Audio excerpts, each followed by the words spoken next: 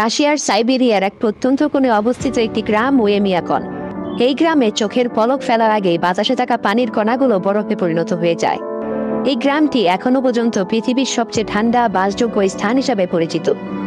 এখানকার ঠান্ডা এতটাই তীব্র যে নিঃশ্বাসের ধোঁয়া জমে গিয়ে বরফ হয়ে মুখে আটকে যায়।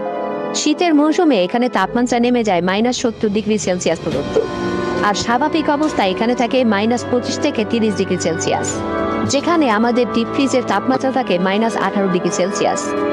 যেখানে আমরা কল্পনাও করতে পারি না মানুষ বেঁচে থাকতে পারে, সেখানে শতাব্দীর পর শতাব্দী ধরে মানুষ জীবনের কঠিনতম যুদ্ধ করে যাচ্ছে। আজকে আমরা জানবো পৃথিবীর সবচেয়ে শীতলতম গ্রাম ওয়েমিয়াকনে মানুষের জীবন কেমন। সাবস্ক্রাইব করতে ভুলবেন না। এই গ্রামটি অবস্থিত রাশিয়ার ইয়াকুটিয়া অঞ্চলে, যা দেশটির পূর্বাঞ্চলের অন্যতম দুর্গম এবং বরফে মোড়া একটি এলাকা। আর এখানেই রেকর্ড করা হয়েছে পৃথিবীর ইতিহাসের সবচেয়ে শীতলতম তাপমাত্রা -71.2 ডিগ্রি সেলসিয়াস।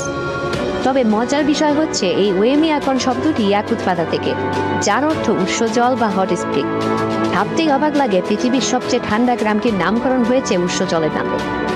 আসলে গ্রামটির পাশেই এক প্রাকৃতিক উৎস ঝর্ণা আছে, যেখানকার পানি প্রচন্ড ঠান্ডাতেও জমে না। তবে এটি ওয়েমিয়াকনের প্রতিদিনের বরফ ভর্তি জীবনযাত্রাকে বদলাতে পারেনি। এখানকার নদী নালা জলাশয় সবই বছরের বেশিরভাগ সময় বরফে ঢাকা থাকে। শীতকালে তো এখানকার সূর্যের আলো বড়জোর 2 থেকে 3 ঘন্টা দেখা যায়। তারপর পুরো এলাকা থাকে অন্ধকার আর তুষারে ঢাকা। আর এই অবস্থার পরেও এখানে প্রায় 500 জনের মতো স্থায়ী বসবাসকারী রয়েছে। এই চরম আবহাওয়ায় গাছপালা জন্মায় না, ফলে সবজি এবং ফলমূল চাষ করা একেবারেই অসম্ভব। তাই এখানকার মানুষের খাদ্য তালিকায় প্রধানত রয়েছে মাছ এবং প্রাণীর মাংস। তাদের একটি ঐতিহ্যবাহী খাবার হচ্ছে স্ট্যাগনিনা। এই পদ্ধতিতে হিমায়িত মাছকে পাতলা করে কেটে কাঁচা অবস্থায় খাওয়া হয়। এই খাদ্য শুধু শরীরে গরম রাখে না, বরং এতে থাকা চর্বি এবং প্রোটিন তাদের টিকে থাকতে অন্যতম রসদ দেয়। মানুষ এখানে প্রকৃতির সঙ্গে এমনভাবে অভিযোজিত হয়ে গেছে যে তারা তীব্র শীতকে আর কোনো বাধা মনে করে না। বলাই বাহুল্য এখানে জনজীবন খুবই অস্বাভাবিক। তারপরও এখানে সবচেয়ে বেশি কষ্টের শিকার হয় স্কুল পড়ুয়া শিশুরা। এই অঞ্চলের শিশুদের প্রতিদিন স্কুলে যেতে হয় এমন এক পরিবেশে, যেখানে তাপমাত্রা নিয়মিতই -40 ডিগ্রি থেকে 50 ডিগ্রি সেলসিয়াসের নিচে থাকে। স্কুল কর্তৃপক্ষ শুধুমাত্র তখনই ছুটি ঘোষণা করে যখন তাপমাত্রা নেমে যায় -55 ডিগ্রি সেলসিয়াসেরও নিচে। সাধারণত বেশিরভাগ স্কুলের নিজস্ব বাস ব্যবস্থা থাকে। প্রত্যেক দিন এই যানবাহনে এখানকার শিশুদের একমাত্র উৎস স্কুলে যাওয়ার জন্য। তবে অনেক সময় কিছু শিশু 1-2 কিলোমিটার দূরত্বে বরফের মধ্য দিয়েও হেঁটে স্কুলে আসে। ওয়েমিয়াকন হচ্ছে এক ভয়ঙ্কর কঠিন এবং রহস্যময় স্থান। এই গ্রামে বেঁচে থাকা প্রতিদিনই যেন এক যুদ্ধের মতো। এখানকার শীত এতটাই তীব্র যে একটি গাড়ি একবার বন্ধ হয়ে গেলে তা আবার চালু করা প্রায় অসম্ভব, যার ফলে গাড়ি সচল রাখতে বাধ্য হয়ে এখানে সারাক্ষণ ইঞ্জিন চালু রাখতে হয়। যাদের সামর্থ্য আছে তারা হিটার গ্যারেজ ব্যবহার করে, তবে এটি ব্যয়বহুল হওয়ায় বেশিরভাগ মানুষই বাইরে ইঞ্জিন চালিয়ে রাখে, যা জ্বালানির ব্যাপক অপচয় ঘটায় এবং পরিবেশে ধোঁয়া ছড়িয়ে দেয়। এর ফলে শহরের বাতাস কুয়াশার মতো ধোঁয়ার স্তর তৈরি করে, যা শ্বাসকষ্টেরও কারণ হতে পারে। এই তাপমাত্রার কারণে এখানকার গাড়ির ফুয়েল ট্যাঙ্কগুলো বিশেষভাবে নির্মিত হয়েছে। এতে করে ব্যাটারির স্থায়িত্বকালও কমে যায়। শীতের চরম ঠান্ডায় গাড়ির তাপমাত্রা নিয়ন্ত্রণ রাখতে বাসিন্দারা গাড়ির কুল্যান্ট এবং ফ্রিজারকে বিশেষ ঠান্ডা প্রতিরোধী উপাদান দিয়ে তৈরি করে। এছাড়াও গাড়ির জানালা বরফমুক্ত রাখতে প্রতিদিন ডিআইসার ব্যবহার করতে হয়, যা তাদের জন্য একটি বাড়তি ব্যয়। শুধু গাড়িই নয়, মানুষের দৈনন্দিন যাতায়াতও বিপর্যস্ত। এখানে বাস এবং ট্রাম সার্ভিসগুলোকে চালু রাখতে বাড়তি ব্যবস্থা নিতে হয় এবং যানবাহনগুলোর হিটার চালু রাখা হয় প্রায় 24 ঘন্টা, যাতে যাত্রীরা শীতের প্রকোপ থেকে কিছুটা সুরক্ষা পায়। ফলে এখানকার জীবনযাত্রা গাড়ি ব্যবহারকারীদের জন্য এক বড় ধরনের চ্যালেঞ্জ। আরও ভয়ঙ্কর ব্যাপার হচ্ছে যাত্রাপথে গাড়ির যে কোনো যান্ত্রিক সমস্যায় 20 মিনিটের মধ্যে ব্যবস্থা না নিলে তীব্র ঠান্ডায় বেঁচে থাকা প্রায় অসম্ভব। মোবাইল ফোনও এই কম তাপমাত্রায় কার্যকরভাবে কাজ করতে পারে না, ফলে জরুরি অবস্থায় যোগাযোগ করাটাও এখানে কঠিন। এমন প্রতিকূল পরিস্থিতিতে দীর্ঘক্ষণ বাইরে থাকলেও ফ্রস্টবাইট এবং হাইপোথার্মিয়া শুরু হয়ে যায়, যা অনেক ক্ষেত্রে মৃত্যুর কারণ। শীত থেকে বাঁচতে ওয়েমিয়াকনের মানুষরা পশমের তৈরি একাধিক স্তরের গরম পোশাক পরে। তা সত্ত্বেও এই প্রতিকূল ঠান্ডায় দীর্ঘ সময় হাঁটা এবং বাইরে থাকা প্রায় অসম্ভব। কেবল হাঁটা বা চলাফেরা নয়, শরীরের সঠিক তাপমাত্রা বজায় রাখার জন্য হাতে একাধিক গ্লাভস পরা আবশ্যক। এইখানে পাতলা এক স্তরের গ্লাভস পরলে আঙ্গুলে ব্যথা এবং অসারতার অনুভূতি হয়। কোনো কোনো কারণে গ্লাভস খুললে মাত্র 5 মিনিটের মধ্যে ফ্রস্টবাইটের ঝুঁকি তৈরি হয়। এই কারণেই এখানে প্রতি বছর শীতকালে অনেক মানুষ ফ্রস্টবাইটের শিকার হন এবং তাদের অঙ্গহানির ঘটনা ঘটে। ওয়েমিয়াকনের বাড়িগুলোর কাঠামো একেবারে আলাদা। সাধারণত কংক্রিট নয়, বরং মোটা কাঠ দিয়ে তৈরি হয় এখানকার ঘরগুলো, যাতে ভিতরের তাপমাত্রা ধরে রাখা যায়। দেয়ালগুলোতে আলাদা ইনসুলেশন ব্যবহার করা হয়, কারণ এখানে ঘরের বাইরে ঠান্ডা বাতাস যদি একবার ভিতরে ঢুকে যায় তবে মানুষরাও বরফে পরিণত হয়ে যায়। এই জায়গাটি ঠিক এতটাই ভয়ানক।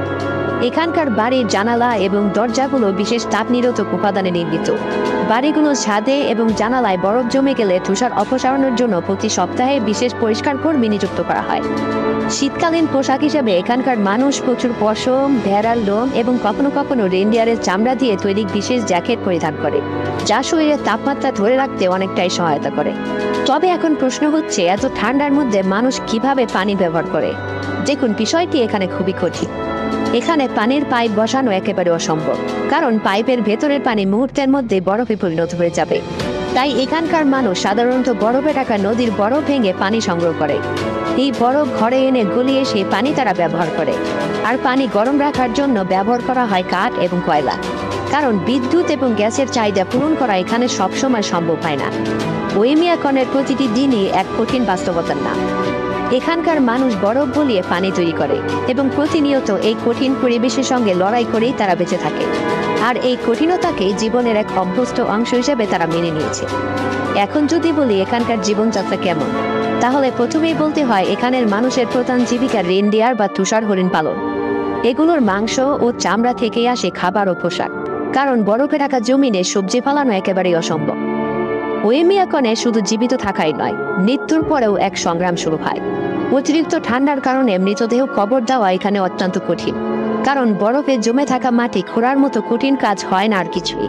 তাই এখানকার মানুষ আগুন ও কাঠ কয়লা দিয়ে ঘন্টার পর ঘন্টা মাটিকে গরম রাখে, তারপর ধীরে ধীরে সেই জমাট মাটি সরিয়ে কবর করে। কখনো কখনো পুরো প্রক্রিয়াটি 2 থেকে 3 দিন পর্যন্ত সময় নিতে পারে।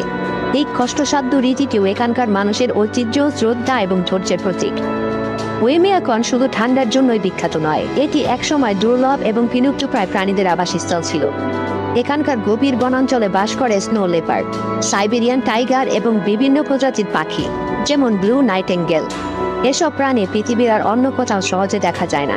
তবে জলবায়ু পরিবর্তন এবং মানব হস্তক্ষেপের ফলে এসব প্রাণী আজ বিলুপ্তির পথে। তাহলে প্রশ্ন জাগতেই পারে, এত কষ্টসাধ্য পরিবেশে মানুষ এখানেই থাকে কেন? বিশ্বের যখন হাজারো সুন্দর আরামদায়ক জায়গা রয়েছে, তখন কেন এই হাড় কাঁপানো বরফের রাজ্যকে নিজের আবাসস্থল হিসেবে বেছে নিয়েছে তারা? এই প্রশ্নের পেছনে 2টি গুরুত্বপূর্ণ কারণ রয়েছে। সর্বপ্রথম, এখানকার মানুষের সংস্কৃতিগত ঐতিহ্য। ওয়েমিয়াকনের মানুষরা প্রজন্মের পর প্রজন্ম ধরে এই স্থানে বসবাস করে আসছে। এই অঞ্চল তাদের কাছে কেবল একটি এলাকা নয়, বরং তাদের আত্মপরিচয়ের অংশ। তাদের জন্ম এখানে, তাদের পূর্বপুরুষদের কবর এখানে, তাদের ইতিহাসও এখানেই গাঁথা। তাই সরকার অন্য কোথাও সুযোগ সুবিধা দিলেও এই অঞ্চল তারা ছেড়ে যেতে চায় না। আর দ্বিতীয়ত, এই অঞ্চলের মাটির নিচে লুকিয়ে আছে বিপুল খনিজ সম্পদ। অনেক গবেষকদের মতে ইয়াকুটি অঞ্চলের এই অংশে রয়েছে মূল্যবান খনিজ পদার্থের সম্পদ। তাই এখানে থাকার একটি আর্থিক কারণও রয়েছে। যারা এই খনিজ সম্পদের সঙ্গে জড়িত তাদের জন্য এখানে থাকা অনেক সময় লাভজনক। আপনাদের জানিয়ে রাখা ভালো যে ওয়েমিয়াকনের ঐতিহাসিক উন্নয়ন শুরু হয়েছিল মূলত 20 শতাব্দীর প্রথম দিকে, যখন রাশিয়ান শাসনাধীন এই অঞ্চলে সরকার বসতি স্থাপন শুরু করে।